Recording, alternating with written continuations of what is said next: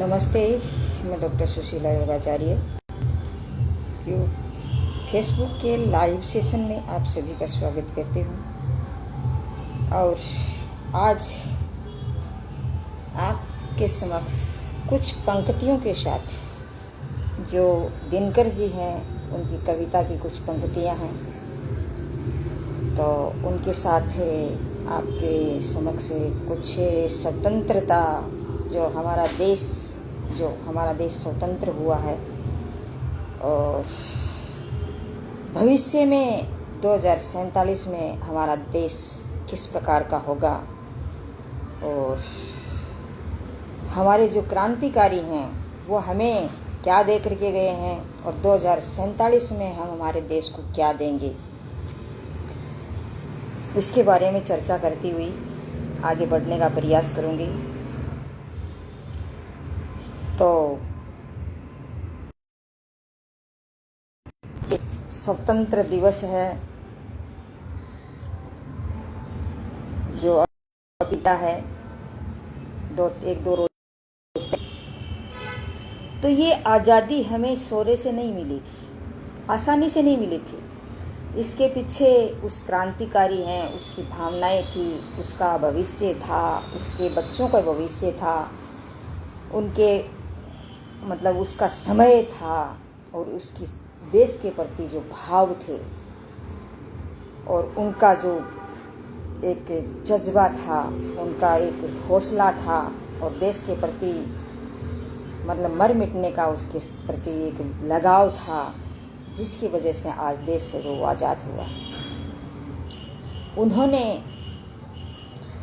कभी ये नहीं सोचा कि मतलब हम अपने लिए जी रहे हैं, उन्होंने ये सोचा कि हम देश के लिए जी रहे हैं और हम जैसे अब इस देश के लिए कुर्बानी करेंगे, हम हमारा सब कुछ न्यौछावर करेंगे, हमारी संपत्ति न्यौछावर करेंगे, हमारा धन न्यौछावर करेंगे, हमारे भाव न्यौछावर करेंगे, हमारा दिन न्यौछावर करेंगे, हमारा समय न्यौछावर करेंगे, हमारा भविष्य न्यौछावर करेंगे, हमारे सब कुछ न्यौछावर करेंगे। तो आगे आने वाला जो भविष्य है, जो हमारे बच्चों का जो भविष्य है, वो सॉलिड होगा, सुंदर होगा, अच्छा होगा, वो आसानी से आराम से ज़िंदगी जी पाएंगे, इस प्रकार की समस्याएं सामने नहीं आएंगी। तो उनका सिर्फ एक ही ध्येय था कि हमारा देश को आज़ाद करना, कि गुलामी की बेड़ियों से जब व्यक्ति जकड़ा हुआ होता है उसे ये पता चलता है कि गुलामी क्या चीज़ होती है।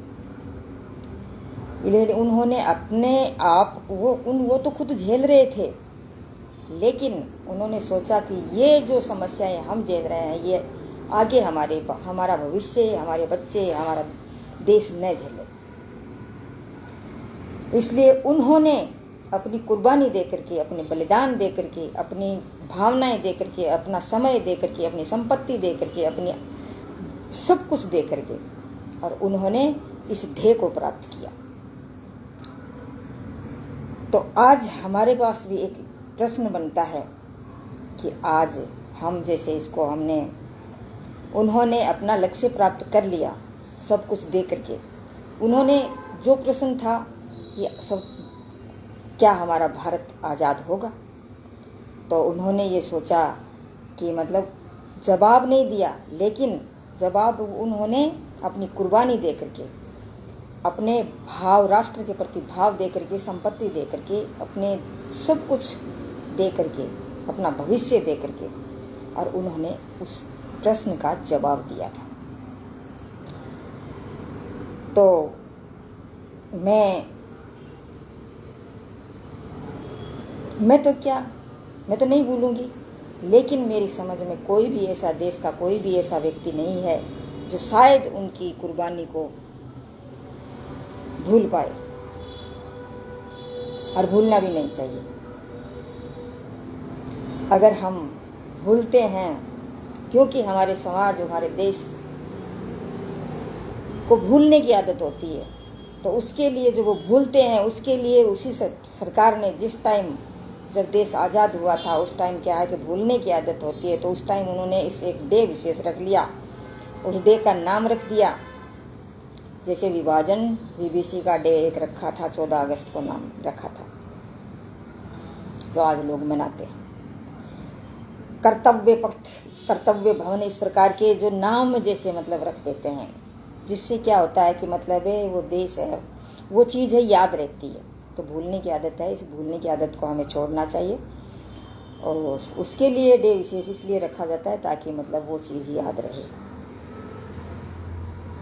तो और ये कोई भूलने वाली चीज़ नहीं है, हमें हमारे हमेशा ये चीज़ याद रहनी चाहिए। प्रतिदिन हमारे दिमाग में उन लोगों की कुर्बानी याद रहनी चाहिए। लता जी ने जैसे गाना गाया था, ये मेरे वतन के लोगों, कि मैं इसलिए नहीं कहती, ये मतलब आप भूल जाते हो इस चीज़ को, सब चीज़ों को, इसलिए मैं ये कहानी सुना रही हूँ आपको। तो ये गाने बने हैं, तो इन चीज़ों को जब हम सुनते हैं, देखते हैं, तो ये हमें याद रहता है, क्योंकि हमें भूलने की आदत बहुत ज़्यादा है। तो आज का जो हमारा देश है, भूत का जो हमारा देश था, आगे भविष्य में हमारा देश क्या होने वाला है, इसके बारे में हमें सोचना चाहिए। हमारे सामने एक प्रश्न आना चाहिए कि हमें पीछे हमने क्या किया, अब हम क्या कर रहे हैं, आगे हमें क्या करना है हमारे देश के कल्याण के लिए, हमारे देश के विकसित भारत, आत्मनिर्भर भारत बनाने के लिए। तो जब हम एक गुलामी की जंजीरों से जकड़े हुए थे, तो हमारे पुरखे, हमारे जो नौजवान, भगत सिंह जैसे, चंद्रशेखर आज़ाद है, भगत सिंह है, सब प्रकार के जो गरम दल के, नरम दल के सब व्यक्तियों ने, गांधी जी ने, सब ने मिल करके हमें एक ऐसी स्वतंत्रता दे दी है जिसमें हम खुली हवा में एक आराम की ज़िंदगी जी सकते हैं। तो जी सकते हैं तो सिर्फ हमें जीना ही नहीं है, हमारा भी ये कर्तव्य बनता है कि हम आगे जा कर के हमें क्या करना है। क्योंकि लोग अधिकार तो मांगते रहते हैं लेकिन कर्तव्य भूल जाते हैं। और जब हम अपने कर्तव्यों का पालन करेंगे, अपने कर्तव्यों का पालन करेंगे, तो अधिकार सभी को अपने आप मिल जाएंगे। एक जैसे विद्यालय है, विश्वविद्यालय है, महाविद्यालय है, अगर उसका प्राचार्य या उसका मतलब जो संस्थापक है और जो मतलब उसको चला रहा है,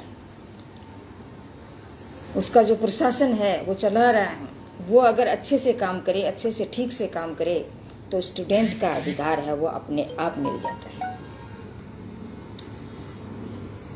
स्टूडेंट को फिर अधिकार मांगने नहीं पड़ते। वैसे ही हमारे देश के जो ऊपर जो प्रशासनिक और शासनिक अधिकारी हैं, जो अपना काम अच्छे से करेंगे, तो उसकी जनता है, उस जनता को मतलब कभी भी अधिकार मांगने नहीं पड़ते। जो अपने कर्तव्य का पालन करेगा तो उसको अधिकार मांगने नहीं पड़ते। वहाँ शर्म की बात होती है कि मतलब हमें शिक्षा के लिए आंदोलन करना पड़ता है। तो हमारे जैसे देश के, हमारे देश से सभ्यता और संस्कृति वाले, संस्कार वाले देश में जब इस प्रकार की जो चीज़ें होंगी, इस प्रकार की समस्याएं हमारे सामने होंगी, तो मैं ये मानती हूँ कैसे हमारा देश का विकास हो सकता है। तो उनकी जो भावनाएं हैं, उनका भविष्य है, उनको मतलब देखो, उन्होंने हमारे लिए अपने आप को कुर्बान कर दिया, देश के ऊपर अपने आप को समर्पण कर दिया। तो उसे याद रखने की जरूरत है। तो उसे कभी भी भूलना नहीं है, हमेशा हमारे मस्तक पर, हमारे ताज पर उसे बैठाए रखना है। एनी टाइम हमारे लिए उनका जो डे विशेष है, पुण्यतिथि विशेष है या उनका जन्मदिन विशेष है, वो हमारे जहनों में रात और दिन हमारे दिन में रहना चाहिए। तब जाकर के हमारा देश का विकास होगा, तब जाकर के उनकी आत्माओं को शांति मिलेगी, तब जाकर के उन्होंने देश को स्वतंत्र करके गए हैं, उनको शांति तब मिलेगी जब वो स्वतंत्र करके गए हैं। तो हम उसको अपने देश को जितना वो करके गए हैं उससे कहीं ज़्यादा उसको अपने देश को विकसित करके आत्मनिर्भर बना करके दिखाएंगे। तो उसकी शांति, उन जो क्रांतिकारी हैं उसकी शांति मिल जाएगी, अन्यथा नहीं मिल पाएगी। तो मेरा सभी से यही कहना है कि देश के लिए जो मर मिटे हैं उनका कभी भी हमें ये नहीं मानना चाहिए कि वो थे, उन्होंने करके चले गए। नहीं, ये हमारे थे, हमारे देश के थे और हमारे लिए करके गए हैं।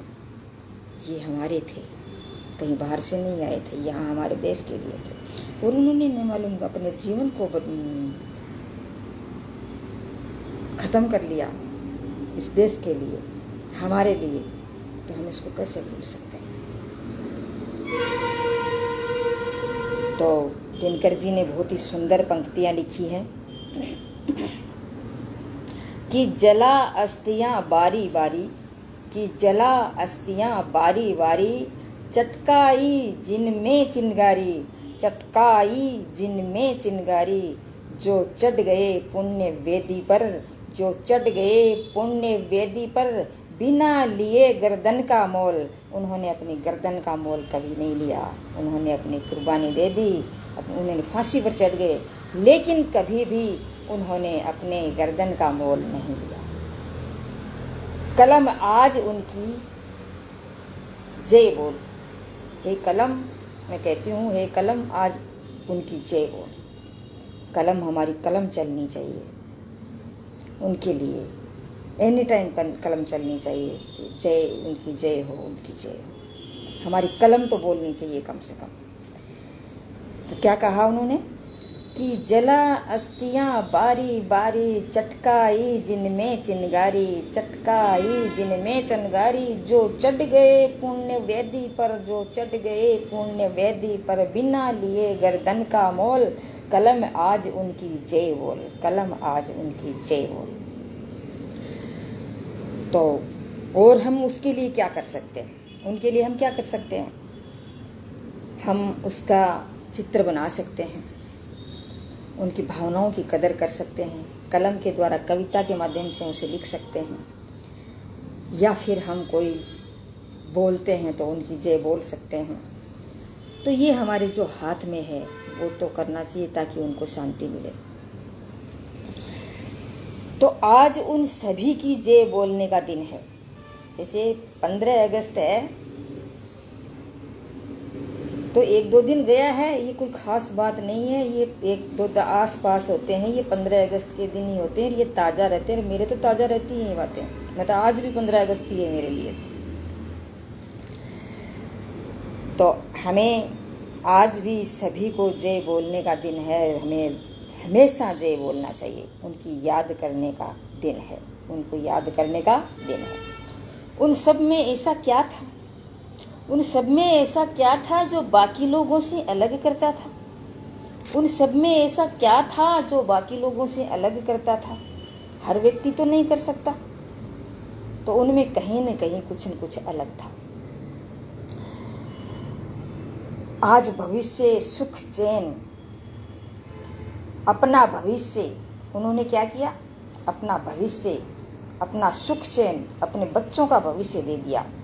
वो जो भाव था राष्ट्र के प्रति, वह देश है मेरे का भाव, राष्ट्र को स्वतंत्र कराना है ही मेरा जीवन का ध्येय है। उन्होंने कहा कि ये भारत को, राष्ट्र को स्वतंत्र कराना है मेरा ये ध्येय है। उनका एक प्रश्न था और उस प्रश्न का जवाब उन्होंने दिया।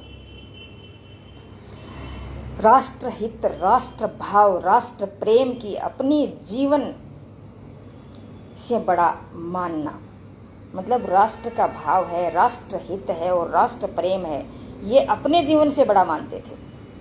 तब उन्होंने ये ऐसा किया। वीरों का देश, सज्जनों का देश, हमारा देश वीरों का देश, सज्जनों का देश, संतों का देश, जो 800 वर्ष गुलाम हुआ, क्यों हुआ? मतलब ये हमारे वीरों का देश है, सज्जनों का देश है, संतों का देश है, जो 800 वर्ष गुलाम क्यों हुआ? क्यों रहा है गुलाम? ये दुर्गति आई क्यों, इस देश पर इस पर विचार करने का दिन है कि ये चीज, ये दुर्गति हमारे देश के साथ ऐसी हुई क्यों। जैसे 14 अगस्त को विभीषिका विभीषिका स्मृति दिवस मनाया जाता है। क्यों मनाया जाता है कि उस दिन 14 अगस्त को हमने जो चीज़ रखी थी, विभाजन की स्थिति जो आई थी, उसको हम मतलब उस डे विशेष पर रख दें ताकि वो लोग इसको याद करेंगे तो ये होगा कि मतलब ये इस दिन ये चीज़ हुआ था। इसलिए 14 अगस्त को विभाजन विभीषिका स्मृति दिवस मनाया जाता है। आपको याद होगा कि भगत सिंह और बटुकेश्वर दत्त 2 व्यक्ति ऐसे थे जिन्होंने जो पार्लियामेंट है उस पर बम फेंका था। उनको आभास हो गया था, उनको ये मन में आभास हो गया था कि ये ब्रिटिश सरकार है, वो जिस मतलब क्या है कि पब्लिक सेफ्टी बिल और trade dispute bill, public safety bill और ट्रेड डिस्प्यूट बिल लेकर आई है। तो उनका हुआ कि अगर ये बिल पास कर दिया तो फिर कोई आना जानी नहीं है, ये मतलब ये समस्या पैदा हो जाएगी। तो उनको मतलब ये क्या है कि और क्या करें, वहाँ ही पार्लियामेंट पर ही बम फेंका जाए ताकि जो ये बिल बना रहे हैं, जो ये पास करेंगे, उस पर फेंक दिया जाए ताकि मतलब ये ख़त्म हो जाए, ये बिल बना न पाएँ। उनको पता था कि हमारी मौत निश्चित है, लेकिन उन्होंने क्या किया, अपने देश के लिए काम किया कि ये बिल पास नहीं होना चाहिए। ब्रिटिश सरकार ये लेकर के आई थी इस बिल को, तो उन्होंने दोनों ने और उस बिल को फेंका, नहीं वो सॉरी बम को फेंका, और बम फेंकते ही आवाज़ हो गया। तो पुलिस वहाँ की थी, जो भी सरकार थी, उन्होंने उसको पकड़ लिया।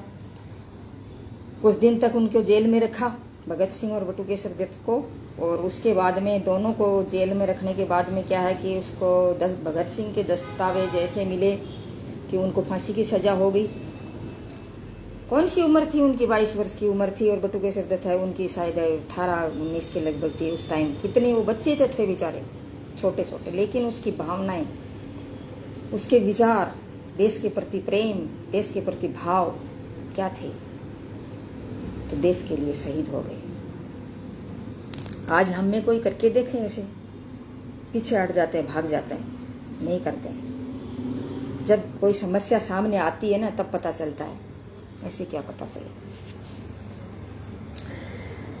तो उनको जैसे भगत सिंह को जेल फांसी हो गई और उनको जेल में रहा, और फिर उसके बाद में भी उसको फांसी होने के बाद में बटुकेश्वर दत्त है वो भी मतलब लंबे टाइम तक जेल में रहा। कभी बिहार में रहा, कभी दिल्ली रहा, कभी कहाँ ले गए, 2-3 जेलों में उनको चेंज किया गया।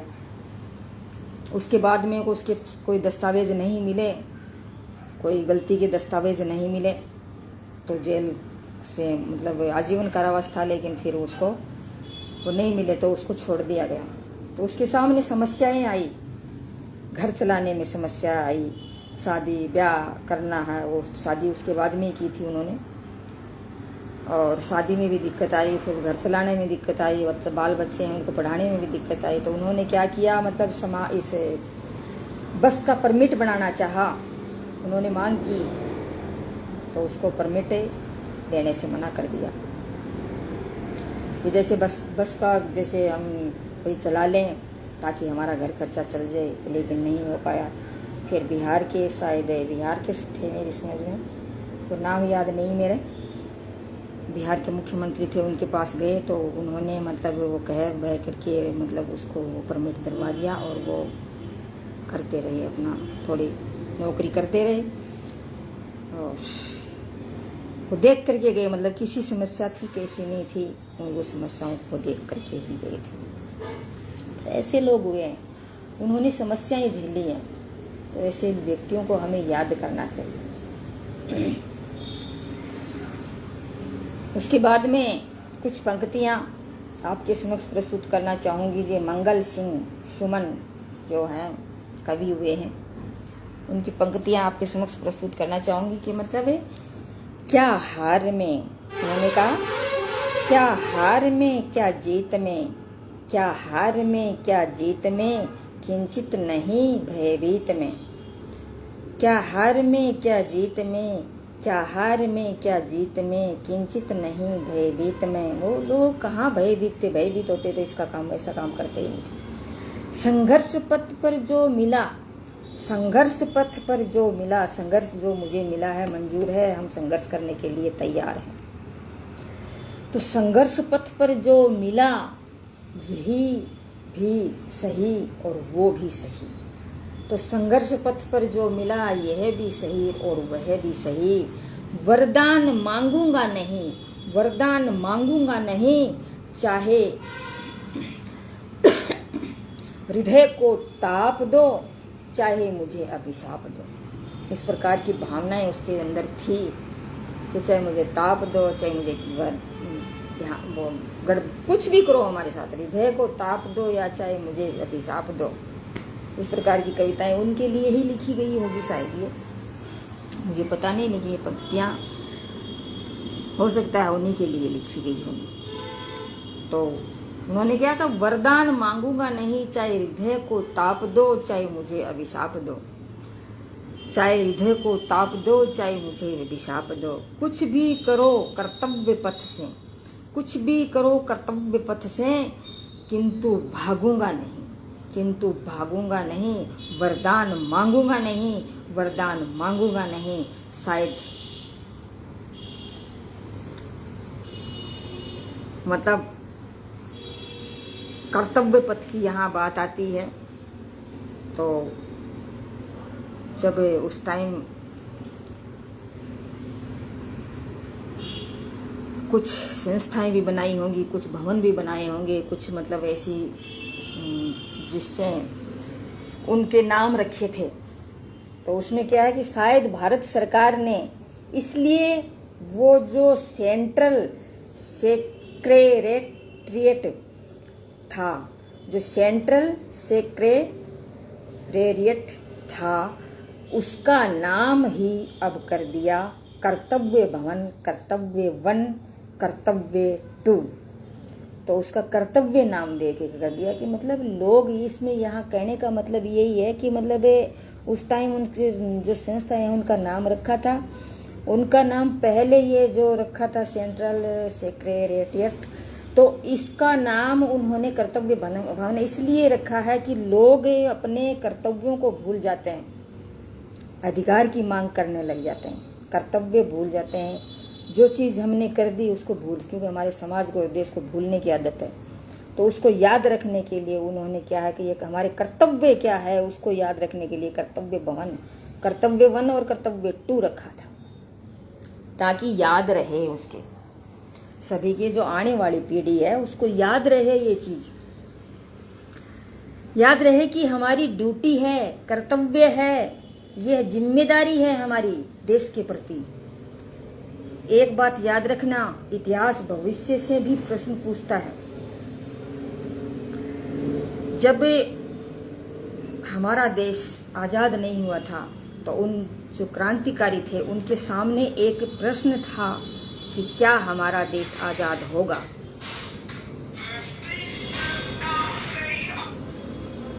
क्या हमारा देश आजाद होगा।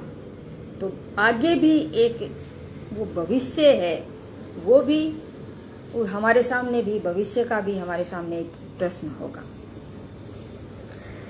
तो क्या है कि देश के प्रति एक बात याद रखना कि इतिहास भविष्य से भी प्रश्न पूछता है। केवल इतिहास है, केवल इतिहास वर्तमान से ही प्रश्न नहीं पूछता है।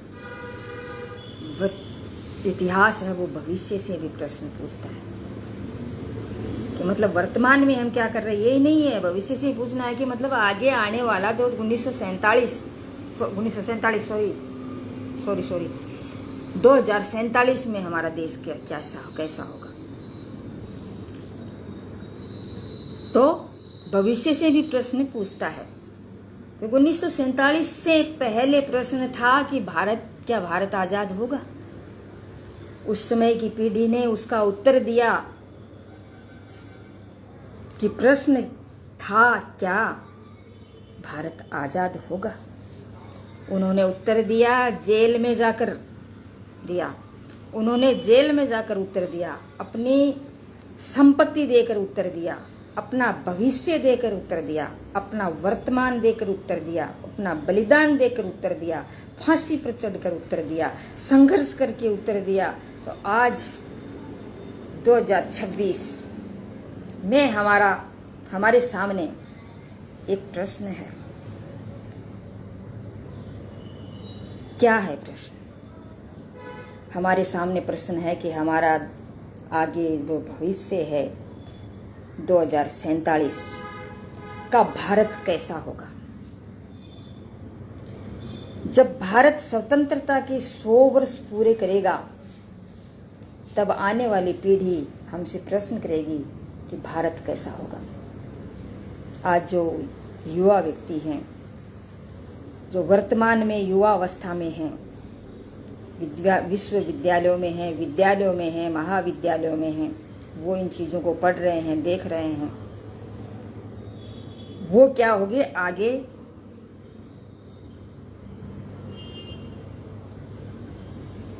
जो ये पीढ़ी है हमसे प्रश्न करेगी भारत कैसा होगा। वो पीढ़ी जो आज विश्वविद्यालय में है और 1947 में 2047 में ये पॉलिसी में होगी।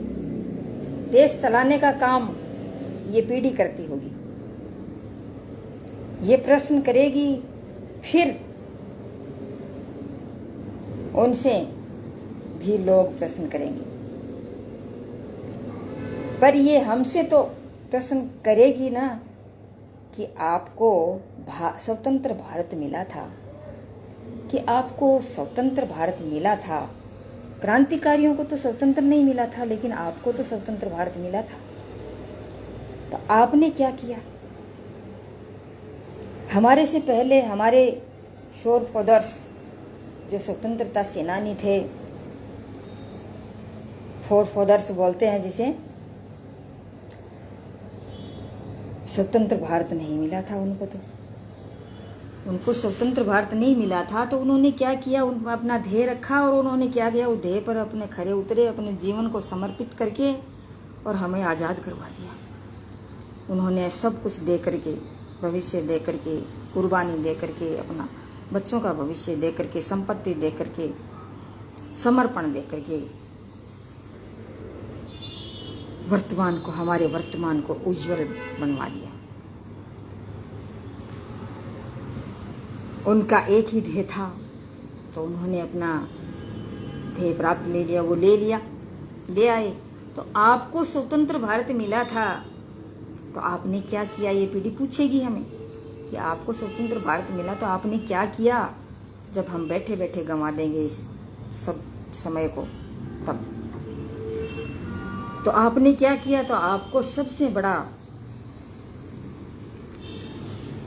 क्योंकि आज की पीढ़ी है, आज के युवा हैं, हमारे पास तकनीकी का कोई अभाव नहीं है। हमारे पास इंटरनेट, हमारे पास यूट्यूब, हमारे पास बहुत कुछ है, ऐसी तकनीक, सब विज्ञान, सब कुछ है।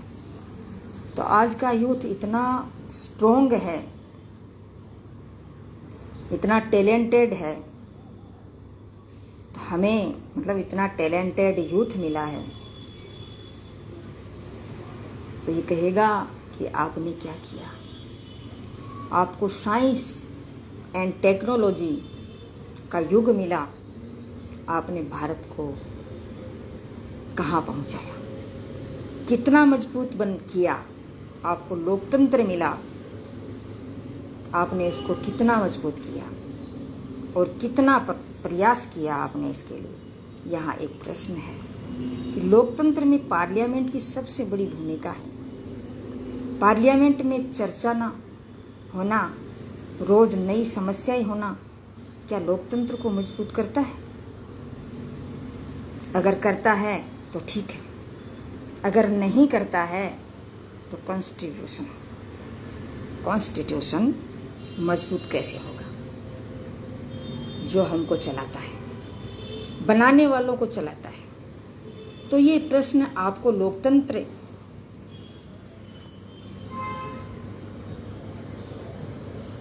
मिला, आपने उसको कितना मजबूत किया, आपको एक संविधान मिला, आपने उसे कितना सशक्त किया, आपने उसको सशक्त करने में कितना अपना कंट्रीब्यूशन किया, आपको मजबूत भारत मिला, आपने संस्कार और संस्कृति को कितना मजबूत किया, कितना संभाला, और अंत में ये हमसे पूछेगी कि आपको भारत मिला था तो आपने हमको कैसा भारत सौंपा। हमारी और यहाँ जो बैठी पीढ़ी है उनकी जिम्मेदारी बनती है कि इन प्रश्नों के उत्तर हमको देने हैं। हमें इन प्रश्नों के उत्तर लिखने हैं, शब्दों से नहीं, अपने कर्मों से, अपने कर्म से, अपने धर्म से, अपने कर्तव्य से, अपने राष्ट्र प्रेम से। अगर हम चुकेंगे तो इसमें तो 47 का भारत जैसी नियति में होगा वैसा तो होगा ही, 47 तो आना ही है, लेकिन उनके प्रश्न असहज रहेंगे। ये मतलब 2047 तो आना ही है, समय कभी अपना इंतजार नहीं करता। एक दिन जैसे आज का दिन है वो अस्त हो गया, तो एक दिन हमने आज खो दिया, कल आएगा, तो ये समय वापस नहीं आता, ये वक्त कभी हमारा इंतजार करता। लेकिन उनके जो प्रश्न है वो असहज करेंगे हमें, और हम हमारी पीढ़ी और उनकी नज़रों में नज़र डालकर कह सकेंगे। जैसे मतलब क्या है कि अगर हम उस अपनी पीढ़ी को अब अच्छा देंगे, मतलब अच्छी तकनीक देंगे, अच्छी मतलब उसकी सोच रखेंगे, उसके विचारों को बढ़ाएंगे, उसके राष्ट्र के प्रति भावना क्या है, संविधान क्या है, कर्तव्य क्या है, मूल कर्तव्य क्या है, अधिकार क्या है, अपने नैतिकता क्या है, मतलब ये सारी चीज़ें अब जब उनको अच्छी तरह से उनके सामने पुटअप करेंगे और उतने मजबूत हो जाएंगे, तो हमारी पीढ़ी है उनकी नज़रों में नज़र डाल कर कह सकेंगे कि हमसे जो बन पड़ा, जो हमें से हुआ वो करने के लिए तैयार किया, हमने किया है। आज जो भारत है उसमें हमारी भूमिका है कि जो आज भारत है उसमें हमारी भूमिका है, हमने ये किया है, हमने वो किया है, नज़र से नज़र मिला करके वो बात कर पाएंगे। हमको शर्मिंदा न होना पड़ेगा, हमको एक सुख का एहसास हो कि हमसे जो बन पड़ता था हमारी पीढ़ी ने किया है। 15 अगस्त को हमारे कर्तव्यों, हमारे अधिकारों को और हमारे धर्म और हमारी समझ को, हमें इन सब को देखते हुए और सज्जनों को समझने को और उस पर काम करने का भी दिन है। इन सभी चीज़ों को समझने का, काम करने का दिन है, ताकि हम आगो 2047 जो उसका जो हमारा भारत होगा उसको जवाब देने के लिए तैयार, जिसमें एक आत्मनिर्भर और विकसित भारत हो, सुरक्षित भारत हो, ज्ञान का भारत हो, उसमें अपना योगदान करना ही राष्ट्र प्रेम है। अगर ऐसा भारत हो, ऐसा करना ही हमारा कर्तव्य बनता है। और जब कर्तव्य हम करते हैं, प्रत्येक व्यक्ति अपना कर्तव्य करता है, तो अधिकार सभी के ऑटोमेटिक मिल जाते हैं, मांगने नहीं पड़ते।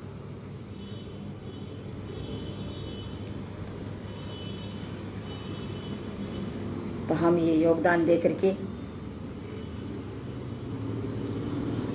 योगदान देंगे तो यही राष्ट्र प्रेम है, यही राष्ट्रीय भावना है, यही राष्ट्र के प्रति विकास कल्याण है।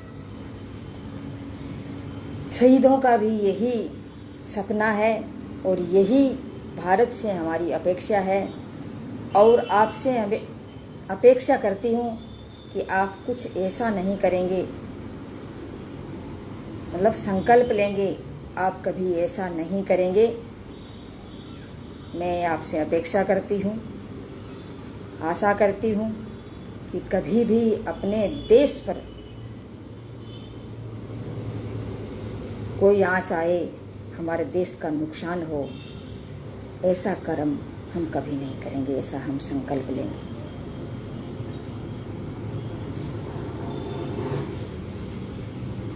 इसी के साथ मैं डॉक्टर सुशील